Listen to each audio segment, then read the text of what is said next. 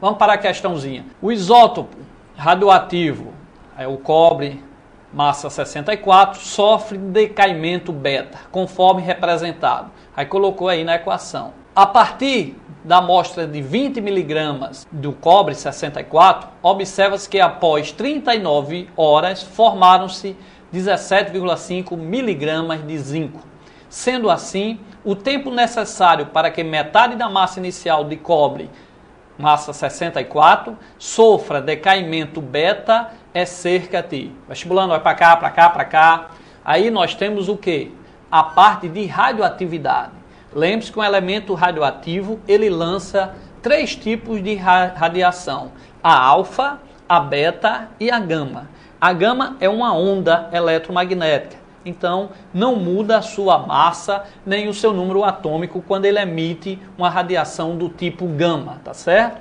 A beta, nós vamos ver aqui como é que se comporta, é quando sai um elétron expulso do núcleo de um átomo. Aí você diz, professor, mas no núcleo do átomo não existe elétron. Então, como é que esse elétron aparece? Na verdade, o nêutron se desintegra, tá certo?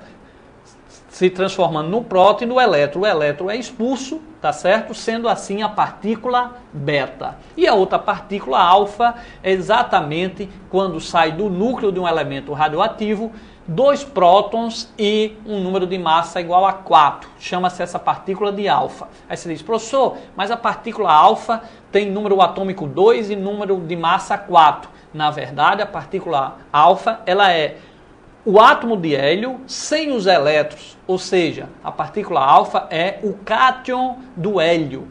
Hélio, o símbolo é He, o cátion do hélio, He elevado a mais 2, tá certo? Por que mais 2? Exatamente porque é o átomo do hélio sem os seus 2 elétrons. Se ele perde os 2 elétrons, ele fica carregado positivo com mais 2, ok? Então a partícula alfa é o núcleo do átomo do hélio, ou seja, é o átomo do hélio sem os seus elétrons, beleza? Então partícula alfa, número de prótons 2, número de massa 4.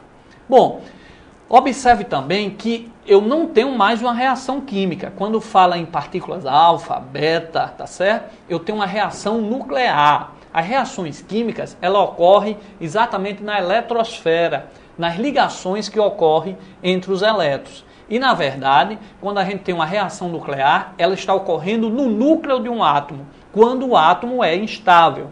Então, lembre-se, os elementos radioativos sempre vão possuir o quê? Núcleos instáveis. Só emite radiação aqueles elementos que possuem núcleo instáveis, ok? E para um núcleo ser instável, vai depender aí da relação entre o seu número de próton e o número de massa que existe no seu interior. Por isso que alguns elementos não são radioativos, alguns isótopos do elemento não são radioativos, porque o número de massa e próton estão numa relação que ele não consegue emitir radiação, e outro elemento desse por ter um número de massa diferente, ele passa a ser radioativo e emite essas radiações alfa, beta e gama. Ele disse, o isótopo radioativo do cobre, massa 64, emitiu partícula beta e se transformou em um outro elemento, o zinco, tá certo?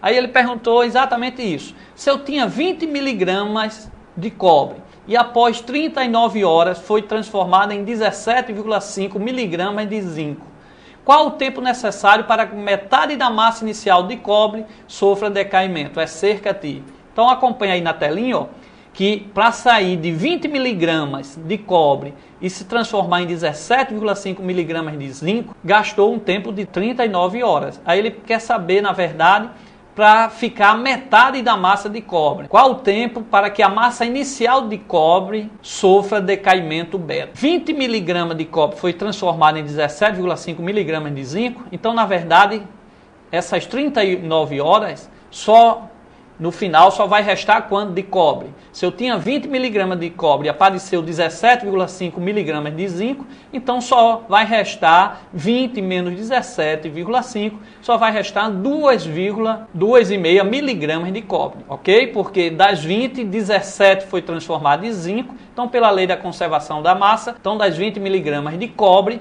17 foi transformado em zinco, então só vai restar 2,5 miligramas de cobre. Então, 39 horas é o tempo necessário para, das 20 miligramas de cobre, só restar, na verdade, 2,5 miligramas de cobre. Lembrando que a missão beta, em termos práticos, não altera a massa de amostra, temos que, após 39 horas, resta 2,5 miligramas de cobre. Foi o que eu falei, vestibulando. Vai para cá, para cá, para cá.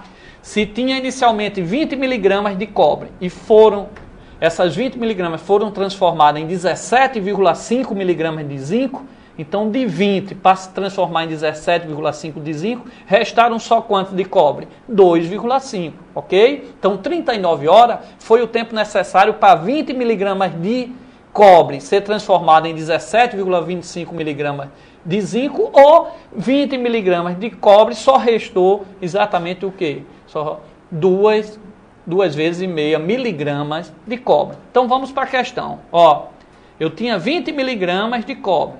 Depois de 39 horas só vão restar quantas miligramas? 2,5, porque as 17,5 foi transformado em zinco.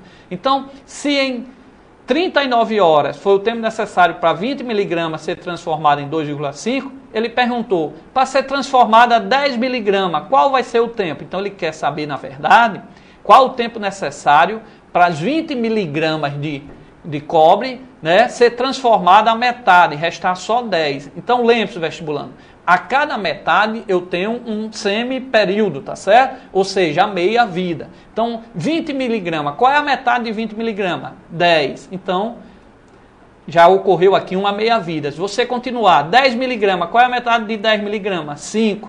Então, ocorreu outra meia vida. Qual é a metade de 5 miligramas? 2,5. Para chegar em 2,5, ocorreu outra meia vida. Então, o processo todinho das 20 miligramas de cobre para restar só 2,5, 20 a metade foi 10, 10 a metade foi 5, 5 a metade foi 2,5, então passaram-se aí exatamente 3 meias-vidas, tá certo? Então eu tenho lá a resposta, ó. Esse tempo, ó, 20 para 10, 1 meia-vida, 10 para 5, 2 meia-vidas, 5 para 2,5, 3 meia-vida. Então, 39 horas, que foi o tempo para as 20 miligramas se transformar em 2,5, na verdade, ocorreu aqui 3 passagens de meia-vida. Então, vai ficar 39 igual a 3P, tá? O P dividindo vai dar 13 horas. Ou seja, cada meia-vida leva exatamente 13 horas. Então, de 20 miligramas para 10 miligramas, nós vamos ter a resposta 13 horas, ok?